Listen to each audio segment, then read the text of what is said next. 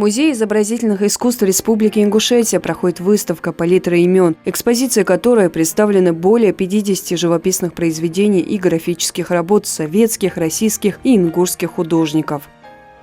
Представленные работы – это работы видных наших ингушских мастеров живописи, таких как Зелимхан Исмурзиев, Акиев, Хасолт, Аздоев, Дауд, Картоев, Батыр. И отдельно хотелось бы мне сказать о работах, которые были переданы нам музейно-выставочным центром РосИЗО.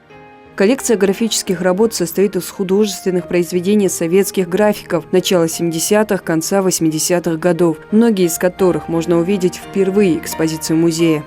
Эти графические работы – это как яркая иллюстрация жизни советского государства.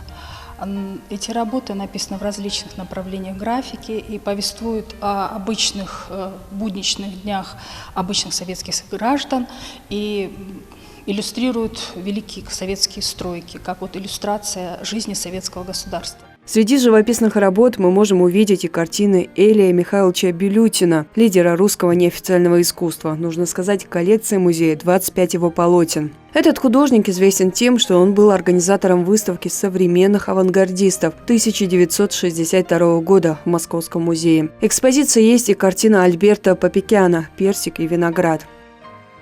Пейзажная зарисовка «Зимний этюд» народного художника Ингушетии Дауда Аздоева. В картине мы можем отметить богатую палитру цветов, благодаря чему пейзаж напоминает яркое сказочное панно зимнего дня в горах. Интересная и работа Владимира Трифонова «Деревья деревни», на которой мы видим осенний пейзаж, а маленькая фигурка мужчины возле ветхого дома вносит в нее покой и безмятежность. В 1995 году эта работа была передана в фонд музея центром РосИЗО. Картина Хасолта Акиева «Письмо матери» является жемчужиной коллекции музея. Это одна из наиболее ранних работ автора.